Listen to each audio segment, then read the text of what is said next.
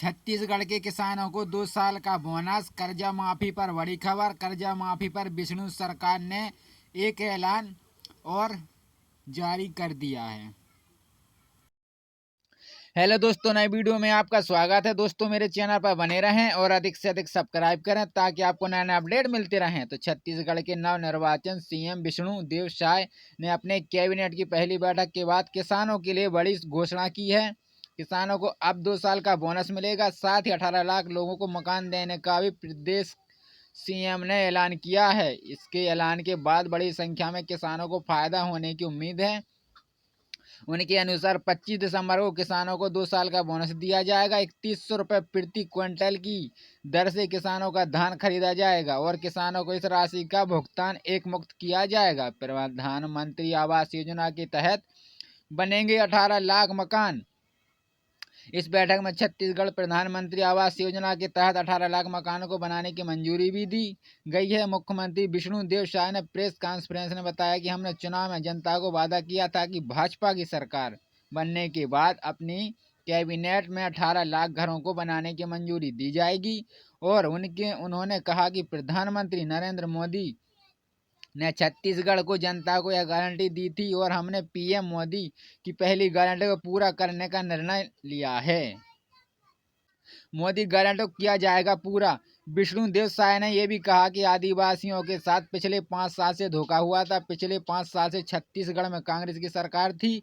विष्णु देव साय ने बुधवार को मुख्यमंत्री के पद की शपथ ली। गुरुवार को कैबिनेट की बैठक हुई और इसके बाद उन्होंने प्रेस कॉन्फ्रेंस की। उन्हें इस दौरान कहा कि पिछली सरकार ने धर्मतल को बढ़ावा दिया था, अब हमारी सरकार इस पर नियंत्रण करेगी। और उन्होंने कहा कि जो हमारे घोषणा पत्र में कहा है, जिसे मोदी गारंटी का नाम दिया गया है, उसे पूरा किया जाएगा। साथ ही उन्होंने कहा कि छत्तीसगढ़ पर हमारी सरकार ने पहली लड़ाई लड़ी थी, अब हम एक बार फिर हमारी सरकार लड़ाई लड़ेगी।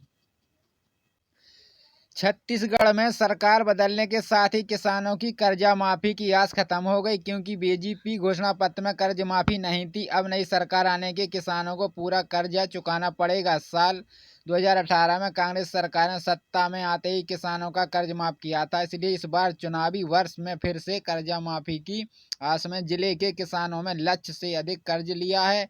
इस खरीफ फसल में जिले के करीब 82,000 किसानों 437 करोड़ का कर्ज लिया है। वहीं किसानों के लिए राहत की बात है कि भाजपा ने चुनावी घोषणा पत्र में नई सरकार बनाने के बाद साल 2016-17 और 17-18 का बकाया बोनस देने की बात कही है। आज हुई कैबिनेट के बैठक में ही आवास पर ही सबसे पहले चर्चा की गई और बैठक के दौरान 18 लाख प्रधानमंत्री आवास के लिए मंजूरी दी गई। साथ ही 25 दिसंबर को किसानों के बकाया 2 साल का बोनस भी किसानों के खाते में डालने की बात कही है। आदिवासी विकास और शराबबंदी के बारे में आदिवासी मुख्यमंत्री होने के नाते प्रदेश में आपके आदिवासियों के विकास के लिए रोड मैप के सवाल पर मुख्यमंत्री ने गोलमोल जवाब दिया और पिछले सरकार वर्तमान केंद्र की सरकार की योजनाओं को ही काफ़ी बताया।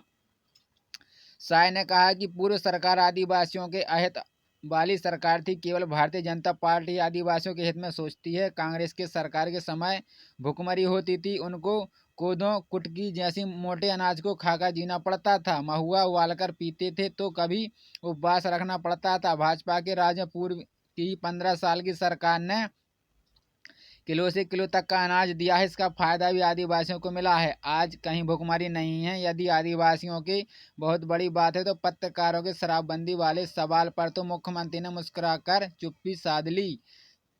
दरअसल नया रायपुर में आयोजित नए सरकार की पहली कैबिनेट की बैठक का आयोजन किया गया था। बैठक के दौरान मुख्यमंत्री विष्णु देव साय द्वारा उप मुख्यमंत्री अरुण साह, विजय शर्मा के साथ प्रशासनिक अमला मौजूद रहा।